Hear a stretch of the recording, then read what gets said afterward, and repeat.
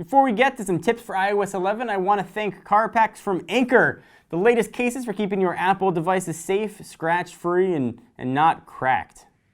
So if you're an Apple user by now, you've probably had a chance to take a look at iOS 11. Maybe you've got it on your shiny new iPhone 8 or 8 Plus, or perhaps you're holding out for the home button-less iPhone 10. As you guys start to learn how to use iOS 11, a lot of things are very familiar, but a ton of things have changed, and they've added a lot of tricks inside of iOS 11 you might not know about. So to help you learn how to supercharge your Apple device, here are 11 tips for iOS 11. All right, so number 1, you can move multiple icons at once. This one's pretty useful if you want to rearrange home screens, you want to move multiple apps without having to go back and forth with your finger, and it's pretty easy to do. So long press and put it into wiggle mode, tap one icon, and then while you're still holding down, tap another one, and it's going to loop them together, and you can move icons wherever you want to go.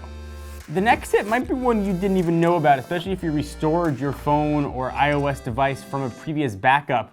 Auto brightness is gone in display settings. It's on by default, but if you want to turn it off, Apple surprisingly hid it. So here's what you got to do if you want to turn that off. You got to go to General, hit Accessibility, Display Accommodation, and you'll see the toggle is on by default. If you want to turn that off, that's where you can do it. So iOS 11's got some bugs in it. You might want to do a soft reset.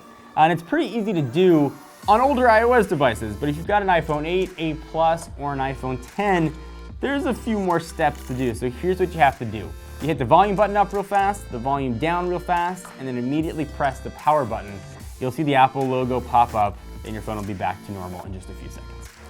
So the next one you might find is surprisingly useful. There are some new features built into the camera. The first one, it can now read QR codes, which probably should have done a while ago. No longer need a third-party app. Just put a QR code when you're in your camera app and automatically recognize it, read it, and take the appropriate action.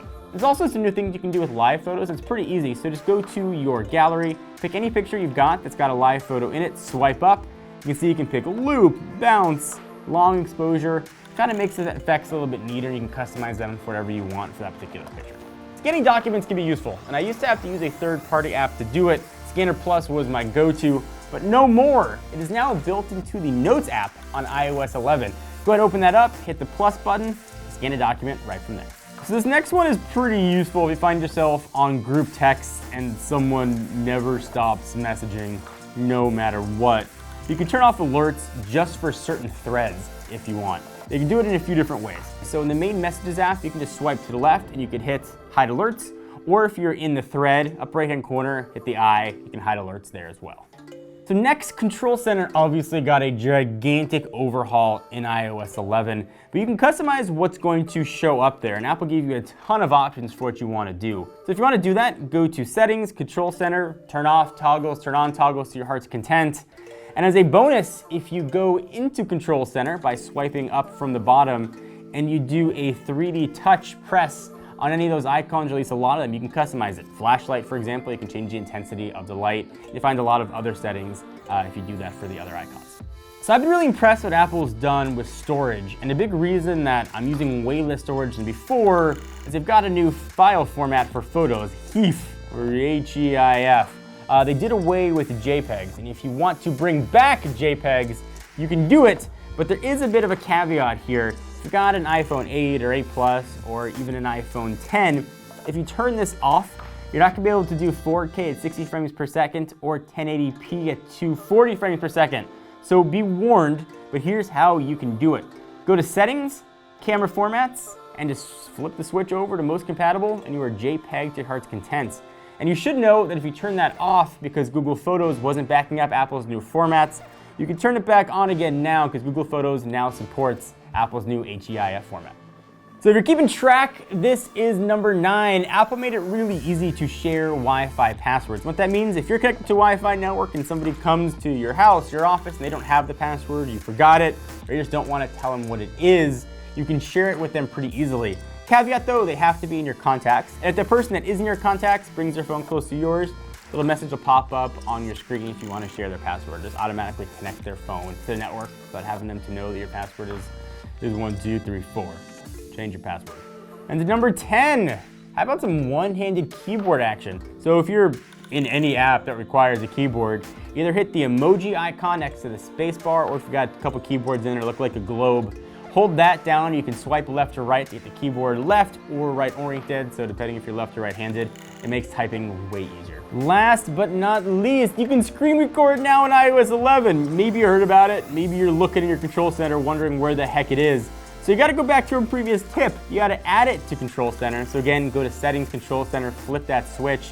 Then when you swipe up, you'll get a new icon that looks like two circles. Push it, you can record your screen. Annoyingly though, you're gonna get a red bar at the top, letting you know that it's screen recording, but you can do it now, and it's surprisingly useful to have. So I wanna thank Carpacks from Anker for making this video possible. You're probably thinking, Anker makes batteries. They got a new line of cases out under the Carpacks name that are pretty awesome. So first, they'll work with wireless charging. That was a big concern of mine. They will protect your device as well. So you've got really nice, easy cutouts to access a profile switcher. The buttons are protected. You got cutouts on the bottom for your speakers and your lightning port. You got some carbon fiber trims. The phone will be safe. It's really durable. And if you're prone to drop your phone, you want to keep your investment safe, look no farther than Carpacks from Anker. If you want to check one out, we'll link to it down in my pants location, which is a gross way of saying down below. So there are some tricks to supercharge your iOS 11 device. This list when we compiled it was like 30 plus long. There's a ton of stuff we could have picked, but if there's one that we left out do you think is surprisingly useful, leave it in the comments and share it. Other people can use it and get their iPhones or iPads running a bit more smoothly. Hope you guys enjoyed. Give the video a thumbs up, we appreciate it. Until next time, I'm John Ranger from Techno Buffalo.